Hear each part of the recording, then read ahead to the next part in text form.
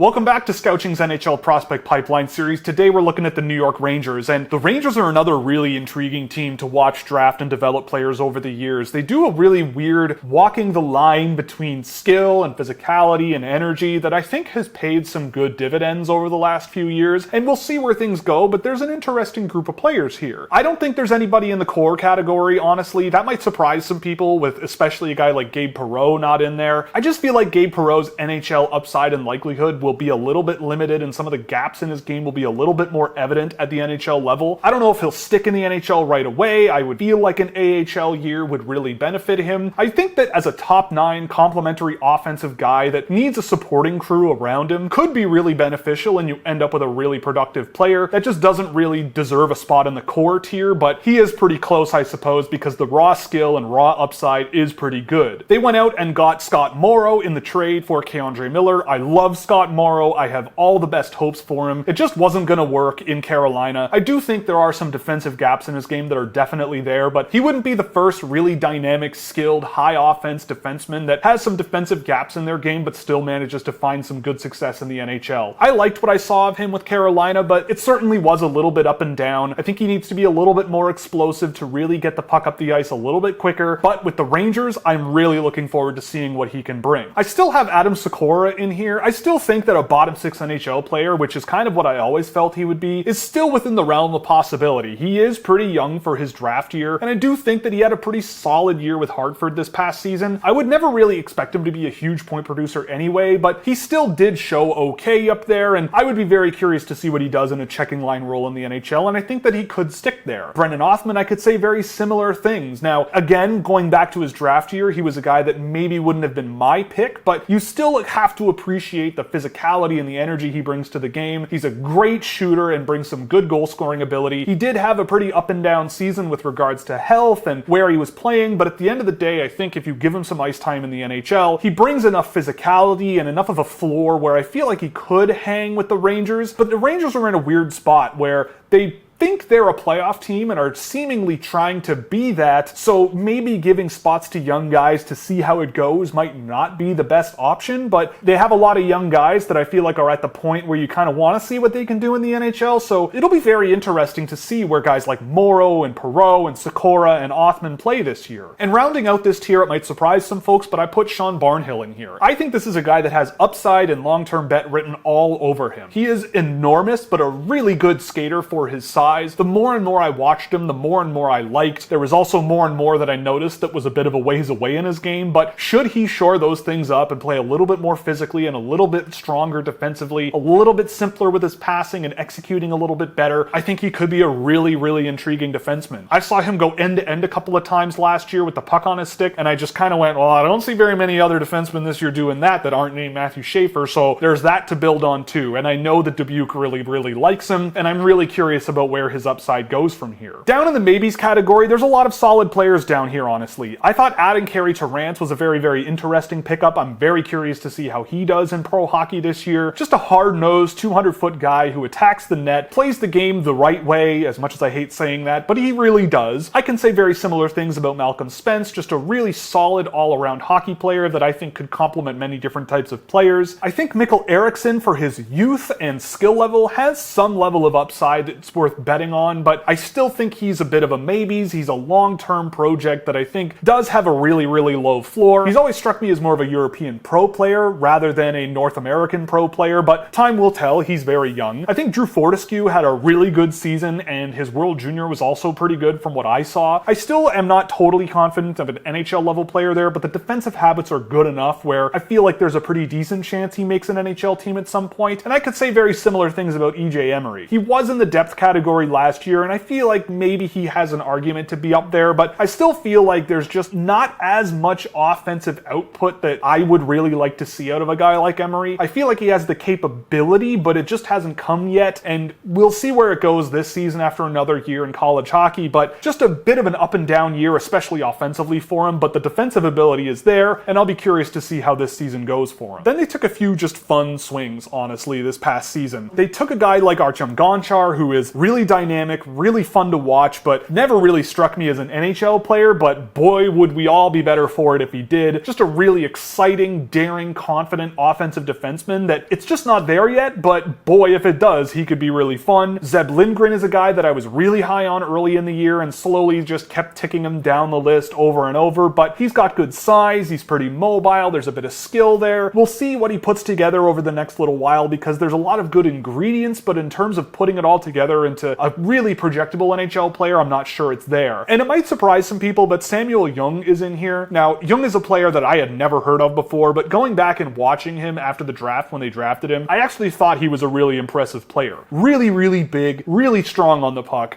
a really good shooter as well, and you can get away with that in the NHL. While there's no certainty there and the Finnish Junior League is not necessarily amazing, over time with more and more testing, I feel like a guy like Young might slowly but surely work his way into the NHL, but I can't say that with certainty. And at the bottom end of things, you've got a pretty decent sized tier of just everyone else, and not really a whole lot here that I want to dig into. Evan Passmore is an interesting guy to bet on, and who knows what he turns into, but as he is right now, I'm not totally sold. I've kind of given up a little bit on Kalle Väisänen, even though I love the physicality in his game and I would love to see him take a step and play more of an impact role in Liga before jumping over to North America if he ever does. Dylan Rubrecht is humongous big and scores goals, but I don't know if he's going to do it in the NHL. I kind of like Ty Henricks. He had a pretty decent season with Western Michigan this year as well. I think that's an interesting pickup that they have, but again, not really sure of NHL level upside. There's a lot of interesting dudes here maybe. Noah Laba's a fun one to watch. He's physical and energetic, and again, not sure about NHL player here, but he's in the last year of eligibility in my pipeline document here, so we'll see how his last year here goes. So for the New York Rangers, they're going to get a 2B. While I would have done some things a little bit differently here and there, they still have ended up with some really, really good players and some interesting guys that might round out a pretty decent New York Rangers lineup down the road. At the top, you've got guys like Perreault who bring a lot of skill and offense. You've got some really responsible 200-foot guys like Sikora, even Othman, Malcolm Spence comes to mind, Carey Terrant.